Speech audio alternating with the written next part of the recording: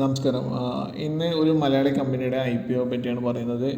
കമ്പനിയുടെ പേര് solve plastic product എന്നാണ് ഈ കമ്പനിയുടെ പേര്. ഈ കമ്പനി ബാൽക്കോ പൈപ്സ് എന്നുള്ളൊരു ബ്രാൻഡ് നെയിമിലാണ് അവരുടെ പ്രോഡക്റ്റുകൾ മാർക്കറ്റിലോട്ട് എത്തിക്കുന്നത്. ഈ കമ്പനിയുമായി പറയപ്പെടുകയാണെങ്കിൽ ആദ്യം തന്നെ ഇവരുടെ പ്രോഡക്ട്സ് റിജിഡ് PVC ഇലക്ട്രിക്കൽ കണ്ടോയിഡ്സ് ഇവരുടെ മെയിൻ പ്രോഡക്റ്റാണ്. പിന്നെ അതുപോലെ തന്നെ ഇവർക്ക് UPVC പൈപ്സ് ഉണ്ട്, ഗാർഡൻ ആൻഡ് സക്ഷൻ ഹോസസ് ഉണ്ട്, പിന്നെ അതുപോലെ തന്നെ റിജിഡ് PVC ഇലക്ട്രിക്കൽ കണ്ടോയിഡ് ഫിറ്റിങ്സ് ഉണ്ട്, പിന്നെ സോൾവെൻറ്റ് സിമെൻറ്റ്സ് ഇവർ മാർക്കറ്റിൽ എത്തിക്കുന്നുണ്ട്, പിന്നെ അതുപോലെ തന്നെ വാട്ടർ ടാങ്കുകൾ ഉണ്ട്. അപ്പോൾ ഇവരുടെ ഒരു പ്രൊഫൈലും മറ്റു കാര്യങ്ങളും നോക്കുകയാണെങ്കിൽ ഇപ്പോൾ നിലവിലുള്ള പല സിസ്റ്റംസൊന്നും ഉള്ള ഇമ്പ്രൂവ് ചെയ്തിട്ടുള്ള പുതിയ പ്രോഡക്ട്സ് അവർ ആണ് എന്ന് നമുക്ക് കാണാൻ പറ്റും. അതുപോലെ തന്നെ ഇവരുടെ IPO ബന്ധപ്പെട്ട് നോക്കുകയാണെങ്കിൽ ഈ കമ്പനിയെ പറ്റി ആദ്യം തന്നെ ഈ കമ്പനിയെ പറ്റി ജസ്റ്റ് ഒരു ബ്രീഫായിട്ട് എടുക്കുക. കമ്പനി 1994 എസ്റ്റാബ്ലിഷ് ചെയ്ത കമ്പനിയാണ്. അതായത് ഏകദേശം 30 വർഷത്തോളം ഇന്നത്തേക്ക് ഈ ഒരു ഫീൽഡിൽ പരിചയമുള്ള കമ്പനിയാണെന്ന് അറിയാൻ പറ്റും. അതുപോലെ തന്നെ ഇവരുടെ എന്താ പറയുക, മെയിനായിട്ടുള്ള ഇവരുടെ പ്രൊഡക്ഷൻ നിർമ്മാണ യൂണിറ്റുകളല്ലാതെ തമിഴ്നാടും അതുപോലെ തന്നെ കേരളയിലും ബേസ്ഡ് ആണുള്ളത്. തമിഴ്നാട്ടിൽ 1, കേരളത്തിൽ 3 നിർമ്മാണ യൂണിറ്റുകളാണ് ഇവർക്ക് ഉള്ളത്. ഇവരുടെ ഒരു ഡിമെറിറ്റ് കൂടെ അതാണ്, അതായത് ഈ ഒരു സൗത്ത് ഇന്ത്യൻ ബേസ്ഡ് ആണ് എന്നുള്ളൊരു ഡിമെറിറ്റാണ് ഇത് പറയുന്നത്. അത് പിന്നെ നമുക്ക് ഇതിനെപ്പറ്റി സംസാരിക്കാവുന്നതാണ്. ഇപ്പോൾ ഇവരുടെ പല സെവറൽ ഏജൻസീസ് ഇവർക്ക് അപ്രൂവ് ചെയ്തിട്ടുണ്ട്. അതായത് BIS, bureau of Indian standards, പിന്നെ അതുപോലെ central public work department in Chennai CPWD, അതുപോലെ തന്നെ കൊച്ചിനിലും, പിന്നെ അതുപോലെ തന്നെ MES military engineering services approve ചെയ്തിട്ടുണ്ട്. ഇൻ്റഗ്രൽ കോച്ച് ഫാക്ടറി റെയിൽവേയുടെ, പിന്നെ ICF എന്ന് പറയുന്ന ചെന്നൈയിൽ ബേസ്ഡ് ആയിട്ടുള്ള ഇത് അപ്രൂവ് ചെയ്തിട്ടുണ്ട്. അതുപോലെ തന്നെ PWD, കേരളത്തിലെ PWD അപ്രൂവ്ഡാണ്, തമിഴ്നാട്ടിലെയും PWD അപ്രൂവ്ഡാണ്. പിന്നെ അതുപോലെ തന്നെ തമിഴ്നാട്ടിലെ ഹൗസിംഗ് ബോർഡ് അതുപോലെ എല്ലാം ഇവരുടെ പ്രോഡക്റ്റുകളെ മാനുഫാക്ചറിങ് പ്രോഡക്റ്റുകളെ അപ്രൂവ് ചെയ്തിട്ടുണ്ട് എന്ന് കാണാൻ പറ്റും. പിന്നെ അതുപോലെ തന്നെ ഇവർക്ക് പ്രൈവറ്റായി നോക്കുകയാണെങ്കിലും ഒരുപാട് ക്ലയൻറ്റ്സ് ഇവരുടെ അപ്രൂവ് ചെയ്തിട്ടുണ്ടെന്ന് കാണാൻ പറ്റും. അതുപോലെ സീമെൻസ്, ആര്യഭംഗി, പിന്നെ Amrita hospitals, blue star, Tata LIC, confident group, Veegaland homes, ഇങ്ങനത്തെ ഒരുപാട് പ്രൈവറ്റ് കമ്പനികളും ഇവരെ അപ്രൂവ് ചെയ്തിട്ടുണ്ടെന്ന് കാണാൻ പറ്റും. പിന്നെ ഇവർ IPO ചെയ്യുന്നതിനുമായി ബന്ധപ്പെട്ടുള്ള ഇവരുടെ ഒബ്ജക്റ്റീവ്സ് മെയിനായിട്ട്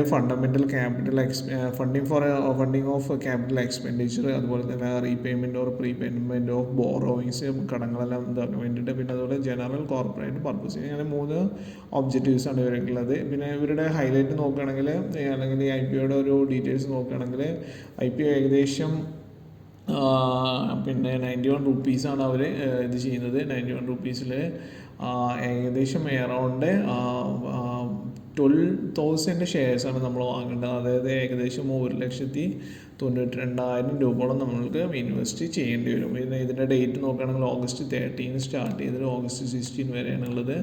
അതുപോലെ തന്നെ അലോട്ട്മെൻറ്റ് ഫൈനലൈസ് ചെയ്യുന്നത് August 19 ആണ്. പിന്നെ അതുപോലെ റീഫണ്ട് 20th മുതൽ സ്റ്റാർട്ട് ചെയ്യും. പിന്നെ ക്രെഡിറ്റ് ഡിമാറ്റ് അക്കൗണ്ടിൽ ഷെയർ ചെയ്യുന്നത് എക്സ്പെക്റ്റ് ചെയ്യുന്നത് August 20 ആണ് എന്നും നമുക്കിവിടെ കാണാൻ പറ്റുന്നതാണ്. ഓക്കെ, അതുപോലെ തന്നെ മറ്റു കാര്യങ്ങൾ നോക്കുകയാണെങ്കിൽ പിന്നെ ഇവരുടെ ഒരു പ്രൊഡക്റ്റുമായി ബന്ധപ്പെട്ടുള്ള കാര്യങ്ങൾ നോക്കുകയാണെങ്കിൽ മെയിനായിട്ടുള്ള ഇവരുടെ സ്ട്രെങ്ത്തും അതുപോലെ തന്നെ വീക്ക്നെസ്സും കാണാൻ പറ്റും. ഇവരുടെ സ്ട്രെങ്ത് എന്ന് പറയുന്നത് എസ്റ്റാബ്ലിഷ്ഡ് ഇൻഡസ്ട്രി എക്സ്പീരിയൻസ് ആണ്. അത് നമ്മൾ പറഞ്ഞു അറൗണ്ട് 30 ഇയേഴ്സിൻ്റെ എക്സ്പീരിയൻസ് ആണെന്നല്ല അറിയാൻ പറ്റും. പിന്നെ അതുപോലെ തന്നെ ഡൈവേഴ്സ് പ്രോഡക്റ്റ് റേഞ്ച് ഉണ്ട്. ഇവരുടെ പ്രോഡക്റ്റ് ജസ്റ്റ് ഒരു സിംഗിൾ പ്രോഡക്റ്റ് അല്ലാതെ തന്നെ ഡൈവേഴ്സ് പ്രോഡക്റ്റ് ഉണ്ടെന്ന് നമുക്ക് കാണാൻ പറ്റും. അപ്പോൾ അതുപോലെ തന്നെ ഇവർ UPSയുമായി ബന്ധപ്പെട്ടുള്ള പ്രോഡക്റ്റുകൾ, ഒപ്പം തന്നെ സോൾവെൻറ്റ് സിമെൻറ്റ്, വാട്ടർ ടാങ്ക്, അതുപോലെ തന്നെ ഫിറ്റിങ്സ് എല്ലാം ഇവരുടെ പ്രോഡക്റ്റ്സ് ആണെന്ന് പറയാൻ പറ്റും. അതായത് ഈ ഫ്യൂച്ചറിലോട്ടൊരു ഗ്രോത്ത് റേറ്റ് നമുക്ക് എക്സ്പെക്റ്റ് ചെയ്യാൻ പറ്റുന്നു എന്നുള്ളത് സാരമാണ്. അതുപോലെ സ്ട്രാറ്റജിക് ലൊക്കേഷനാണ്. അതായത് കേരളത്തിലുണ്ടാവുന്ന ഇവരുടെ ലോജിസ്റ്റിക് അഡ്വാൻറ്റേജസ് എല്ലാം ഇവർക്കുണ്ട്. ഇപ്പോൾ വിദേശ മാർക്കറ്റിലോട്ട് വേണ്ടിയുള്ള ഷിപ്പിങ്ങും മറ്റു കാര്യങ്ങളും ഇവർക്ക് കുറച്ചുകൂടെ ഈസി ആയിരിക്കും എന്നും കാണാൻ പറ്റും. പിന്നെ അതുപോലെ തന്നെ ഫിനാൻഷ്യൽ സ്റ്റെബിലിറ്റിയാണ് കമ്പനിയുടെ, കൺസിസ്റ്റൻറ്റ് പ്രോഫിറ്റബിലിറ്റി ഉണ്ട് എന്ന് നമ്മൾക്ക് ഇത് കാണാൻ പറ്റും. പിന്നെ അതുപോലെ തന്നെ വീക്ക്നെസ് ആയിട്ട് ബന്ധപ്പെട്ട് നോക്കുകയാണെങ്കിൽ ജിയോഗ്രാഫിക് ലൊക്കേഷനാണ്. അതായത് മെയിൻലി കേരള തമിഴ്നാടുള്ള സൗത്ത് ഇന്ത്യൻ ബേസ്ഡ് കമ്പനിയാണ് കാണാൻ പറ്റും. പിന്നെ dependent on specific raw materials ആണ്. റോ മെറ്റീരിയൽസിൻ്റെ ഒരു അഭാവത്തിൽ ഇവർക്ക് ചെയ്യാൻ പറ്റില്ല എന്നുള്ളത് ഒരു ഡിമെറിറ്റായിട്ട് തന്നെ കാണാൻ പറ്റും. അതായത് റോ മെറ്റീരിയൽസിന് എപ്പോഴെങ്കിലും ഒരു ഫങ്ഷണൽ കുറവ് വരികയാണെങ്കിൽ അത് പ്രശ്നമാവും എന്നുള്ളത്. പിന്നെ അതുപോലെ വർക്ക് ഫോഴ്സ് കൺസ്ട്രെയിൻസ് ആണ്. പിന്നെ റിലേറ്റീവ്ലി സ്മാൾ വർക്ക് ഫോഴ്സിനാണ് ഇപ്പോൾ ഇപ്പോൾ വർക്ക് ചെയ്തുകൊണ്ടിരിക്കുന്നത്. അതൊരു ഡിമെറിറ്റായിട്ട് കാണാൻ പറ്റും. അതുപോലെ ഡെപ്റ്റ് ഡിപ്പെൻഡൻസീസ് എന്നുള്ളതൊരു ഒരു ഒരു ഡിമെറിറ്റായിട്ടാണ്, അല്ലെങ്കിൽ ഒരു വീക്ക്നെസ് ആയിട്ടാണ് ഇവർ കാണുന്നത്. Significant portion of the companies capital is sourced from ഡെപ്റ്റ്, അതായത് ഡെപ്റ്റ് എന്നാണ് ഇവർ കൂടുതൽ കാശുകൾ ഇപ്പോൾ സോഴ്സ് ചെയ്തിരിക്കുന്നത്. Which could pose risk if interest rates rise or financial conditions tighten. അങ്ങനെ ഒരു ത്രെട്ട് ഉള്ളതായിട്ട് അവർ പറയുന്നത്.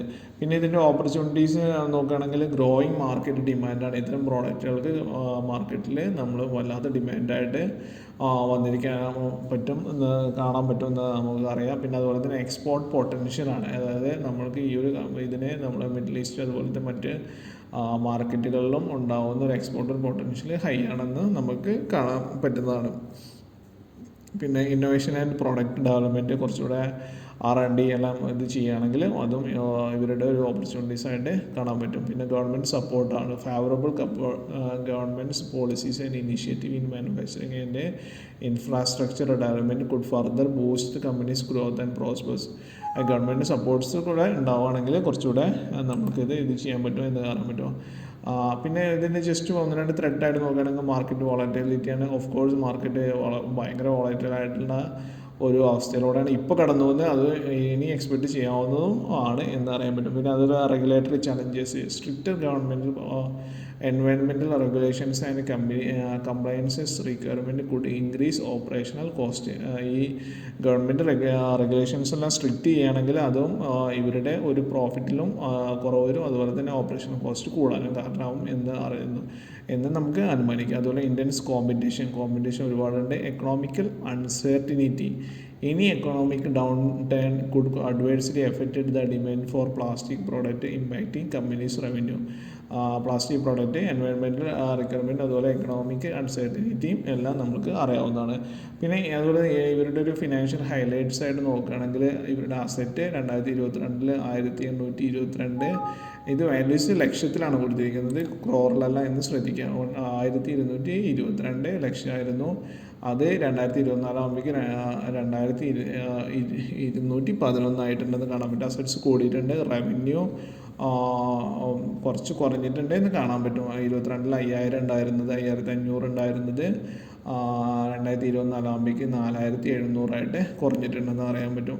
പ്രോഫിറ്റ് ആഫ്റ്റർ ടാക്സ് ഒരു റിമാർക്കബിളാണ്. -40 ലക്ഷമായിരുന്നു. അത് 142 ലക്ഷത്തിലോട്ട് മാറിയിട്ടുണ്ടെന്ന് 2024 മാറിയിട്ടുണ്ടെന്നുള്ളത് ഒരു പ്ലസ് പോയിൻ്റാണ്. അതുപോലെ നെറ്റ് വർത്ത് ഇതുപോലെ ഡൗൺ ആയിട്ടുണ്ടെന്ന് കാണാൻ പറ്റും. പിന്നെ റിസർവ്സ് ആൻഡ് സർപ്ലസ് -231 ലക്ഷമായിരുന്നു. അത് 2024 ആകുമ്പോഴേക്ക് +132 ലക്ഷമായിട്ടുണ്ടെന്ന് കാണാൻ പറ്റും. ബട്ട് ബോറോയിങ്സും നമ്മൾ ഓട്ടോമാറ്റിക്കായിട്ട് ഹൈ ആയിട്ടുണ്ടെന്ന് കാണാൻ പറ്റും. 1030 ലക്ഷം 2022 ഉണ്ടായിരുന്നത് 1136 ആയിട്ട് ഉയർന്നിട്ടുണ്ടെന്ന് കാണാൻ പറ്റും. ഇതൊക്കെയാണ് ഈ ഒരു IPO-യുമായി ബന്ധപ്പെട്ടുള്ള ഒരു ജസ്റ്റ് ഒരു സമ്മറി. ഇതുമായി ബന്ധപ്പെട്ട് മറ്റ് കാര്യങ്ങൾ IPO ഇപ്പോൾ ഓപ്പണാണ്. ഒരു മലയാളി കമ്പനിയാണ്, പ്രോഗ്രസ് ചെയ്യാനുള്ളൊരു പൊട്ടൻഷ്യലുള്ള കമ്പനിയാണ് എന്ന് നമുക്ക് കാണാൻ പറ്റും.